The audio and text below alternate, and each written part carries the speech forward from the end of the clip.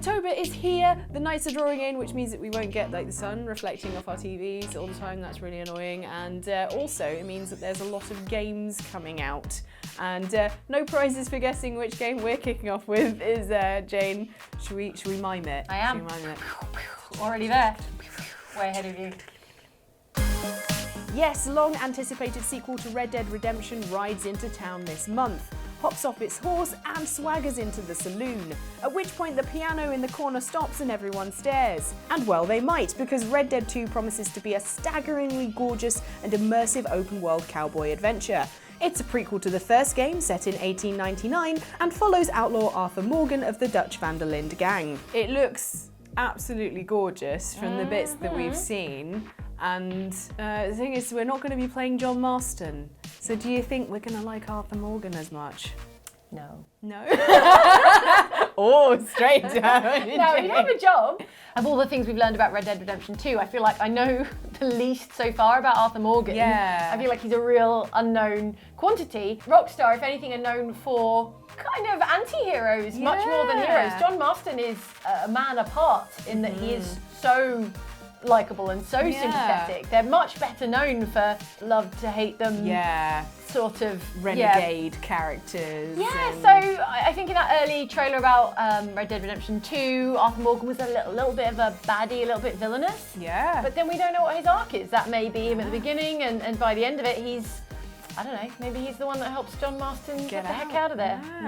Yeah. But then you think John Marston would have mentioned him at least once in Red Dead Redemption if he was really good pals. I'm looking forward to looks like there's going to be like train robberies and bank heists and things like that, and just riding around for ages and ages on a horse, just hours. Online or single player? Both. The Assassin's Creed series continues its exploration of ancient worlds with Odyssey. For the first time ever, you'll be able to choose between two playable heroes as you gallivant around beautiful ancient Greece, while the game's makers are promising a deeper RPG experience, including branching storylines and romance. It's a bit weird, it's very different, even because Origins was very different to previous Assassin's Creeds, and then this one is even more different. So much because change. There's like branching storylines and you can select. How branching are these storylines, It's like fairly, there's a lot of linearity to it, obviously, but the way that characters interact with you can really affect the outcome of certain missions that you go along. Okay. So there's one thing where you can end up falling in love with this character, and then you can either be secretive about it and it's all fine, or you can tell the other person and they can get really mad at you and stuff like that. You've got a huge open world that you can wander around, and you affect the balance between the Spartans and the Athenians and all that sort of stuff. I'm interested to see how many people will jump straight into this one, or maybe wait a little bit. I think most people who played Origins are very excited to play this. Okay. But I know that there's kind of rumours that next year there won't be an Assassin's Creed game and they're gonna have a break. I haven't finished Origins yet. Sorry, Assassin's Creed. But you want me to start another one in a couple of weeks? I don't think so. So the fact is, Assassin's Creed in Origins was bigger and more open than ever. Yeah. And then to follow it up with a game so soon, Yeah. I don't know, it feels kind of risky. It is risky. I think it's a good game. I hope it does well. From what I've played, I really enjoyed it. And it still feels Assassin's Creedy, even though it is different because it's, in that universe, and there's still kind of the lore and stuff hidden around of the pre-civilization people and stuff like that. First civilization. First civilization, that's it. Got to straighten out your precursors and from your your first first civilization, civilization, from your progenitors, yes. from your, all of Yeah. those. How do you feel about Greece as a setting? Very, very excited. Really? It's not too passive after, we've seen is. plenty of Rome in a Yes. completely different era, but it's all very Eurocentric. It is very, but I'm quite excited because Greece, although it's very similar to Rome, it will bring back in the boat elements, as in Black Flag, and it's really fun jumping Plus you were on a on boat. holiday there. Yeah. You in Greece. I'm gonna try and find all the places that I've been and be like, hey. That's it.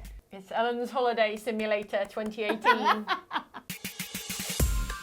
Call of Duty offshoot Black Ops makes a return in October with its familiar brand of frantic first-person battling. This time around there's no single-player campaign and all eyes are on the Blackout Battle Royale mode, which will be aiming to ape the success of PlayerUnknown's Battlegrounds and Fortnite. We just played the beta at the time of recording not long before, and Mike came second out of 80 players they had in the beta at any rate.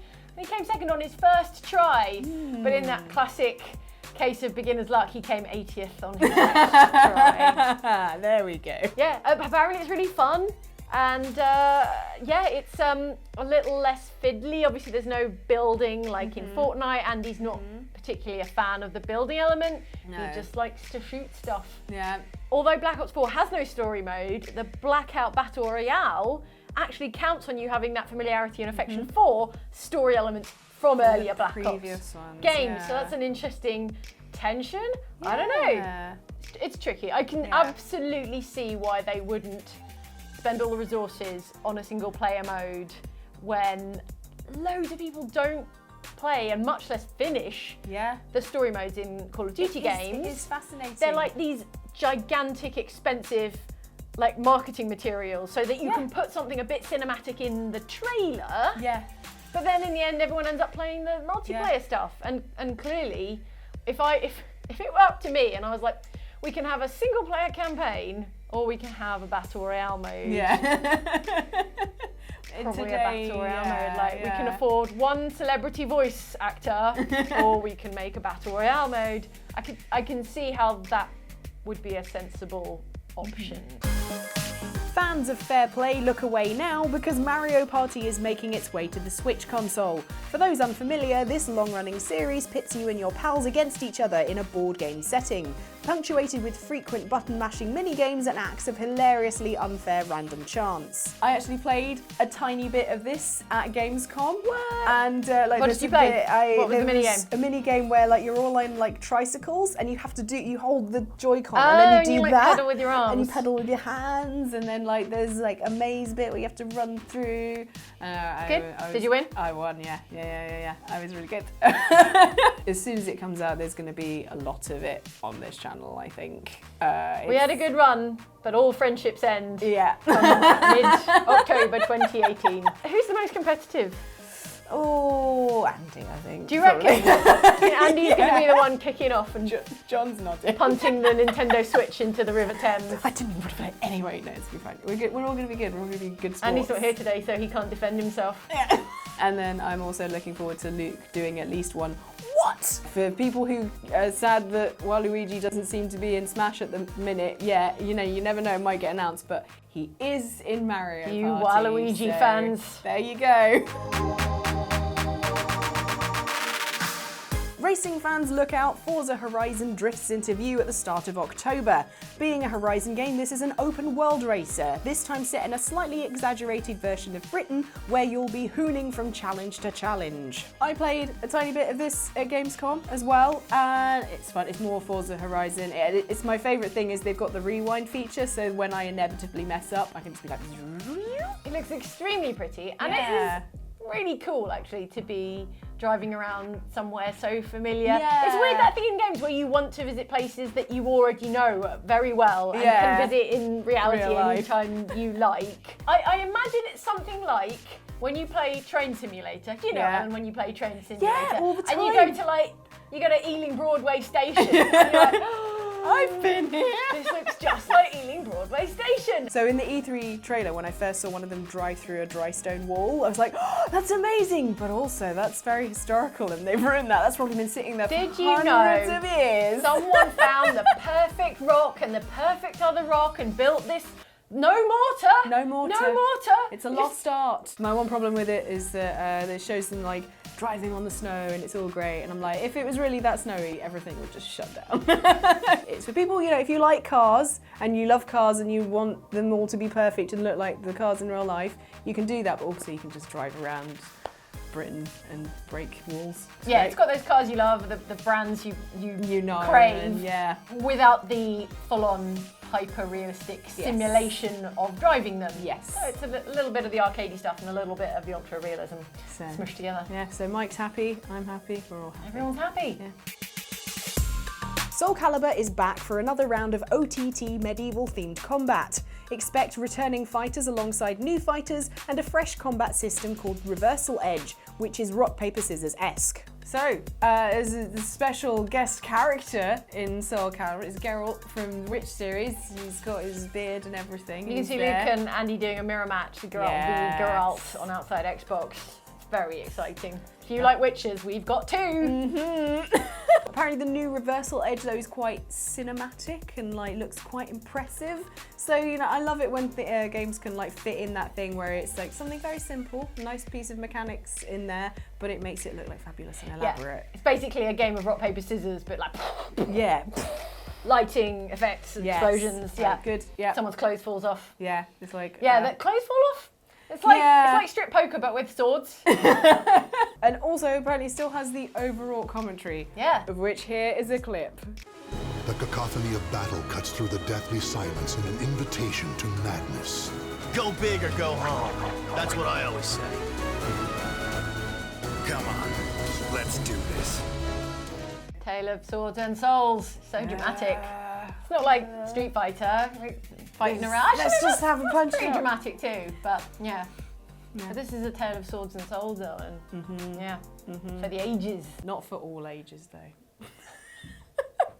Because of the clothes thing. Space adventure game Starlink Battle for Atlas comes to us with its very own interactive spaceships.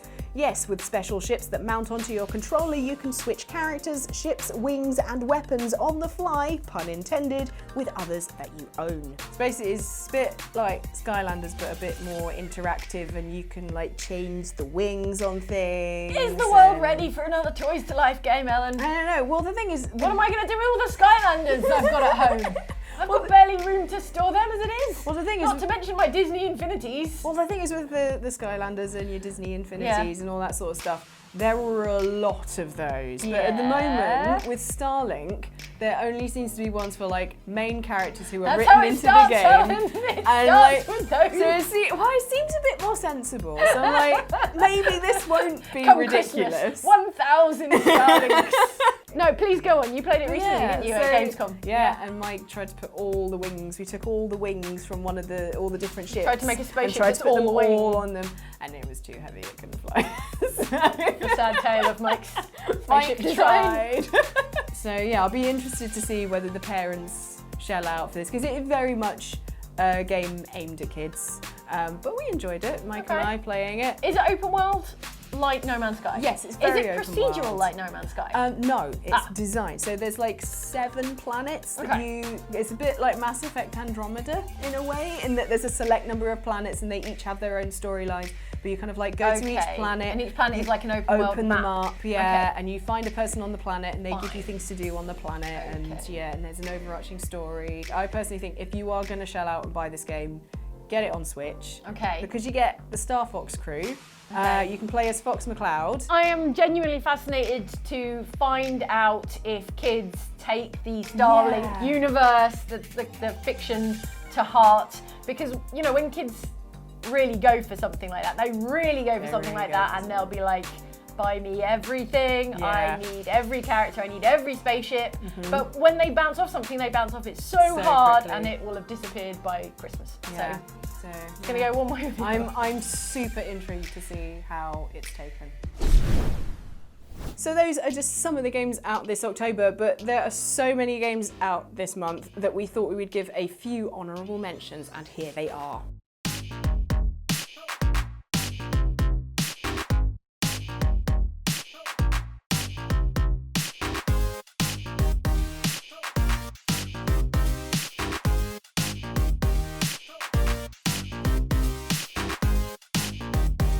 So many games, oh my goodness. And only one that matters. Yes, Just Dance. No. That's right, Ellen. It's Starlink Battle for Atlas. Well, honestly, which game are you most looking forward to? This is my Ellen, please. Face. It's got to be Red Dead Redemption 2. Yeah. Come on. I mean, I'm still like, I'm super excited for Assassin's Creed Odyssey, but I'm also like really glad that like one's at the beginning of the month and one's at the end of the month, so I can like play as much of that and then Red Dead forever. Wow. Wow. But if you enjoyed that, do please give us a thumbs up. Let us know which game you are most excited for in the comments. And which one it is after Red Dead Redemption. Second most excited for Red Dead Redemption. Come on, I'm only kidding. There are people out there who are like, I'm not really into cowboys. Incredibly, someone might be more into Starlink Battle for Atlas? Yes. What do they call it in films? They call it counter-programming. Yes. When there's like a film out that everyone is seemingly going to go and watch. Yeah. And then someone comes up with something that's very contrasting. Yeah. For the people who are like, no, I'm not into Avengers Infinity War actually. I think I'm going to go see this Merchant Ivory looking thing. Yeah. So, what's the counter-programming for Red Dead Redemption 2? Don't forget to subscribe if you enjoyed it, and also subscribe to Outside Xbox. Yeah. For more info on their channel for all these games, because we both cover so many games. Yeah, go to Outside Xbox. Thank you for watching, and thanks Jane for joining. Bye.